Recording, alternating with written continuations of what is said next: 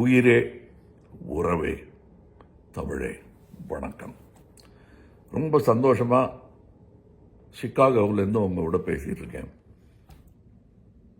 என்ன சந்தோஷம்னா, நான் எங்கிருந்தாலும் நான் விரும்பும் நற்பணியை நடத்துவதற்கு என் தோழர்கள், என் தம்பிகள் இருக்கிறார்கள் என்பதை நினைக்கும் போது ரொம்ப சந்தோஷமாக இருக்கு.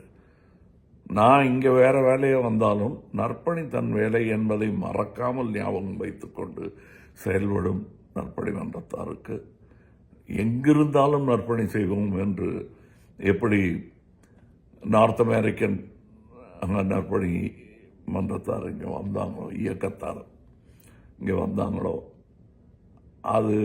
அது மாதிரி இன்னும் நிறைய பேர் வரணும். ஒவ்வொரு இடத்துலையும் நற்பணி இயக்கம் புதிய இயக்கமாக தோன்ற வேண்டும்.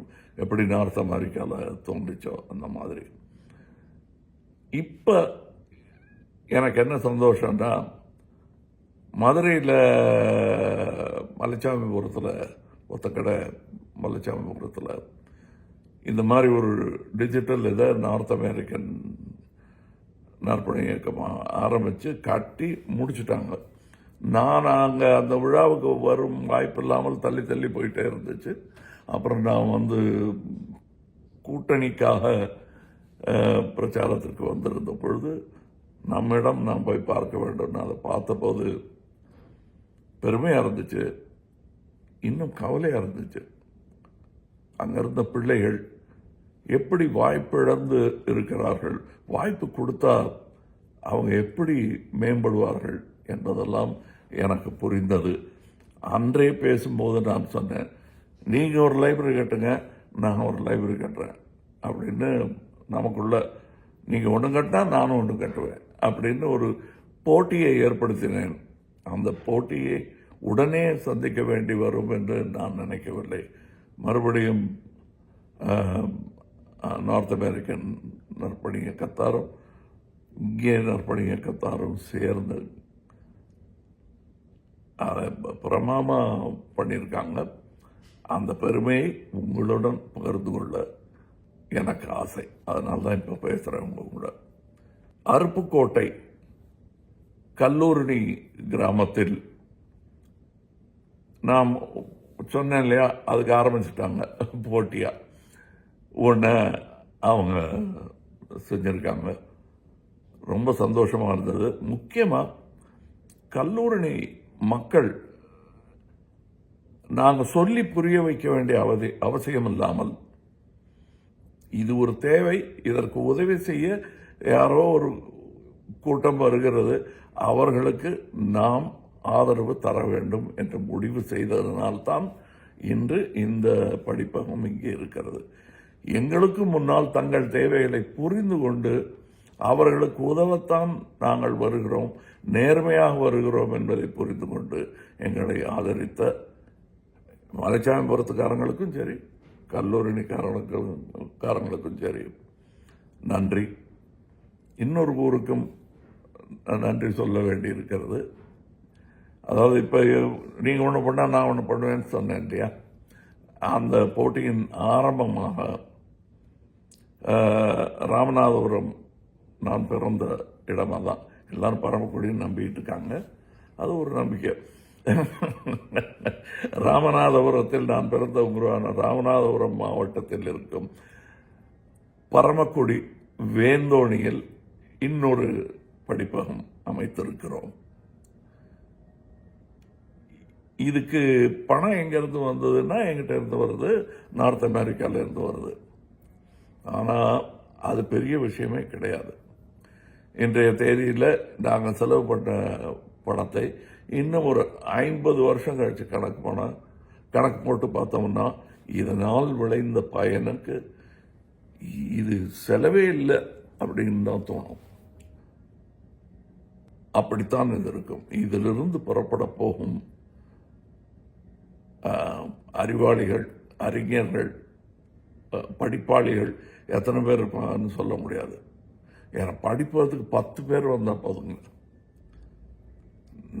நான் இல்லை, தமிழ்நாடே ஜெயிச்ச மாதிரி அர்த்தம். இவங்களுக்கெல்லாம் நான் ஒன்றே ஒன்று சொல்லிக்க விரும்புகிறேன். ஏன்னா இவங்க தான் எதிர்காலம். கிராமத்திலிருந்து பசியோட தாகத்தோட கிடைச்ச தகவல்களை எல்லாம் பெற்றுக்கொண்டு அதிலிருந்து அவங்க கெட்டிக்காரத்தனம் வெளிப்படுது. பல விஷயங்கள், ஸ்போர்ட்ஸ் ஆகட்டும், படிப்பாகட்டும், கணிதமாகட்டும், சயின்ஸ் ஆகட்டும், எங்கேயுமே அவர்களுக்கு வாய்ப்பு குறைவாக இருப்பதாகவே நான் நம்புகிறேன். முன்பு இருந்ததை விட, முன்புனா நம்மை ஆள வந்தவர்கள் ஆண்ட காலத்தில் இருந்ததை விட கம்மியாக இருக்கு. அது ஒரு விமர்சனம் தானே தவிர இதை விட மோசமாக இருந்தது என்பதுதான் உண்மை. சரி, அது ஒரு புறம் இருக்க. இங்கே மலைச்சமயபுரத்து பிள்ளைகள், கல்லூரணி, வேந்தோணி லைப்ரரியில் படிக்கிற பிள்ளைகளுக்கெல்லாம் நாம் சொல்ல வேண்டிய ஒரு விஷயம், என் குடும்பத்தோடு பேசும் ஒரு விஷயம், நற்பணி இயக்கத்தாருக்கும் அது பொருந்தும். பல பேர் இன்னைக்கும் வீட்டை விற்று, சொத்தை விற்று, வயலை விற்று, மாட்டை விற்று படிக்க வர்றாங்க, படிச்சுன்றாங்க. ஆனால் வேலைக்கு போகும்போது படிப்பு டிகிரிலாம் இருக்குது தம்பி, ஆனால் நீங்கள் இந்த வேலைக்கு தகுதி இல்லை அப்படிங்கிறாங்க. பலவிதமான ஆய்வுகளுக்கு பிறகுதான் அந்த முடிவுக்கு வராங்கன்னு வச்சுக்கோங்க. அதுக்கு காரணம் என்னங்கிறது பார்க்குறோம். வெறும் கல்விங்கிறது இவங்க சொல்லிக் கொடுக்குற கல்வி மட்டுமே போதாது. உங்கள் மனமும் திறந்திருக்க வேண்டும்.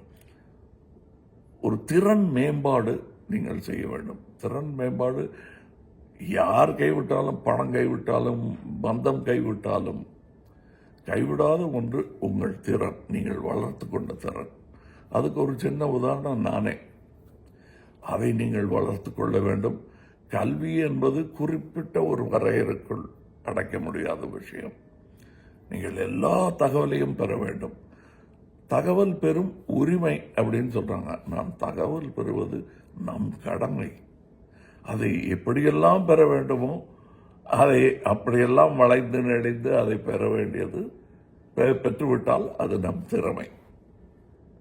அதை நீங்கள் செய்ய வேண்டும். அந்த தகவல் தொடர்பு அதிகரிக்க வேண்டும். உங்கள் கண்ணில் உள்ள பாப்பா விரிய வேண்டும்.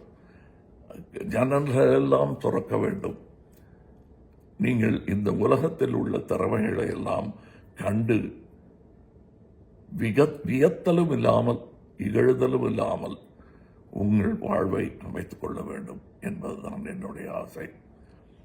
இதை பிரமாதமாக நடத்தி இன்னைக்கு நான் ஒரு பெரிய லெக்சர் கொடுக்கிற அளவுக்கு என்னை சந்தோஷப்படுத்தியிருக்கிற நார்த் அமெரிக்கன் இயக்கத்தாருக்கும், தமிழகத்தில் எம்என்எம் தோழர்கள், தொண்டர்கள், இந்த நற்பணி தனி, எம்என்எம் தனின்னு நினைக்கிறவங்களுக்கு இன்னொரு முறை தனியாக வீடியோ பண்ணணும். இந்த வீடியோ வேணாம். மற்றவர்களுக்கு என் வாழ்த்துக்கள். நாளைய தலைவர்கள் இந்த லைப்ரரியிலிருந்து படிச்சுட்டு வந்தால் அதற்கு நாங்கள் பெருமைப்படுவோம். வணக்கம்.